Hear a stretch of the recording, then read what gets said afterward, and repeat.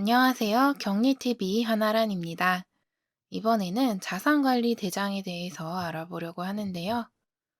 유형자산, 무형자산을 관리하기 위한 서류입니다. 수업료는 좋아요와 구독, 알림 설정과 댓글이고요. 격리 업무 대행 서비스와 개인가해, 그리고 멤버십 한정 영상도 많은 관심 부탁드려요. 그럼 시작할게요. 자산관리 대장이란 기업이 영업활동을 하는 데 있어서 사용하기 위해 소유하고 있는 자산을 기재하여 그 내용을 확인하고 관리할 수 있도록 만든 문서입니다. 보통 결산할 때 만드는 서류죠.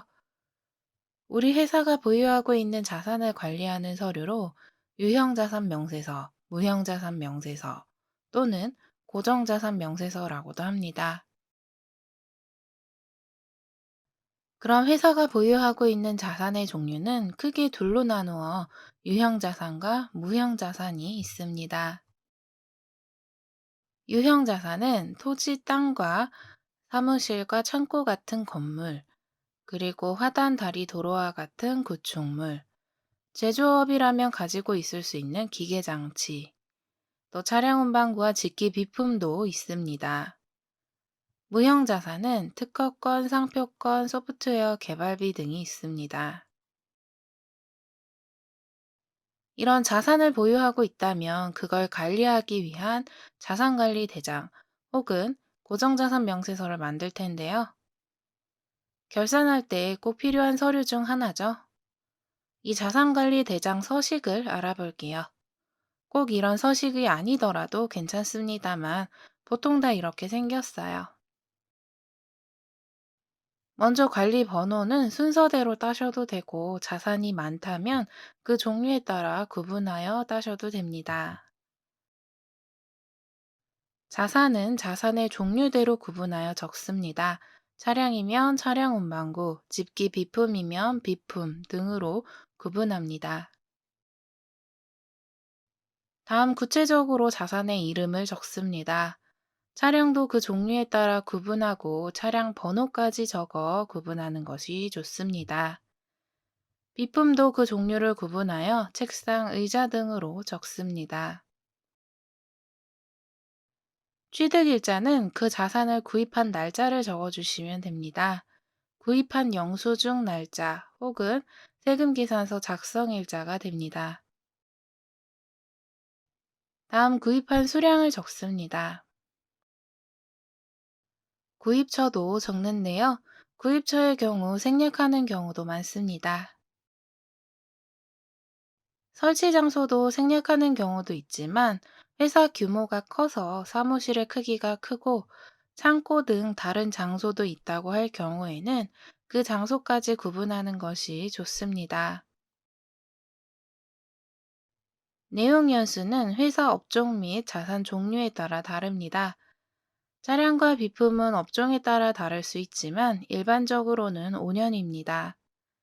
건물과 구축물은 40년 정도이며 토지는 감가상각을 하지 않아 내용 연수가 없습니다. 다음 감가상각 방법은 주로 정액법과 정률법 둘 중에 하나입니다. 자산의 종류별로 정해져 있는 감가상각 방법도 있고 선택 가능한 것이 있지만 도중의 변경은 힘들고 같은 종류의 자산이라면 동일한 감가상각 방법을 설정해야 합니다. 정액법은 내용 연수만큼 매년 같은 금액으로 감가상각되는 방법이고 정률법은 매년 같은 요율로 감가상각되는 방법이라 처음엔 좀 많이 되고 나중에 갈수록 금액이 줄어듭니다. 다음 기초가액이라고도 하는 구입 금액을 적습니다. 얼마를 주고 샀는지 적는데요. 일반적으로는 부가세를 제외한 공급가액이 됩니다. 단 매입세액 불공제되는 경우나 면세업, 비영리 단체 등은 부가세를 포함한 금액을 적습니다. 정기말 상각 누계액은 이 자산관리 대장을 만드는 기준일이 되는 연도의 직전 연도, 그러니까 여기서는 2022년 기준이니 21년까지의 감가상각한 누계액을 표기합니다. 단 여기서는 자산을 모두 22년에 취득했으니 21년까지의 감가상각 누계액은 없습니다. 만약 21년이나 그 이전에 구입한 자산이 있다면 21년 12월 말일 기준으로 결산하면서 책정된 감가상각 누계액을 적으면 됩니다. 단기 감가상각비는 기준 연도, 즉 여기서는 2022년 12월 말일자로 결산하여 계산한 22년도의 감가상각 비용을 적습니다.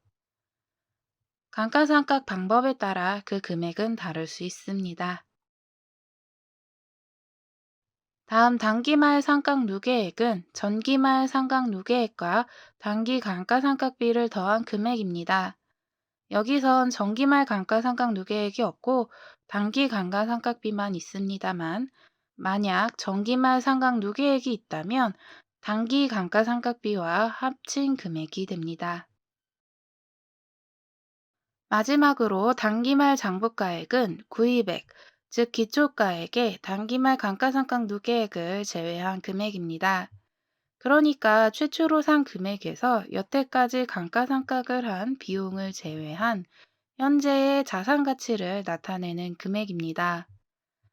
2022년 12월 말일자로 보유하고 있는 자산의 가치를 나타내는데 감가상각을 내용연수만큼 다 하고 나서는 보통 1,000원 정도가 남습니다. 잔존가치라고도 하죠. 이 자산을 계속 보유하고 있다면 이 1,000원을 계속 둔 채로 이어지다가 처분하였을 경우에는 이 1,000원마저 없애줘야 합니다. 지금 한창 결산을 마무리하고 이미 끝난 회사도 있을 텐데요. 보통 세무회계 사무실에서 결산 작업을 마치고 법인세 신고까지 마친 다음 재무제표와 함께 이런 부속 서류도 같이 책으로 만들어서 보내줍니다. 하지만 보통 그 책을 그냥 책장에 꽂아 놓으시고 한 번도 안 보시는 분들도 계실 텐데요. 그러면 안 돼요. 꼭 그 내용을 확인해 보시기 바랍니다. 그럼 그 중에 책 뒤편에 첨부되어 있는 고정자산 명세서 혹은 자산관리 대장도 한번 보세요. 산지 꽤 오래되어 이미 버리거나 처분한 자산이 있는데도 아직 그 목록에 장부가액이 1,000원으로 남아 있다면 이런 것도 한번 정리를 해주시는 게 좋습니다. 그럼 여기까지 자산관리 대장에 대해서 알아봤습니다.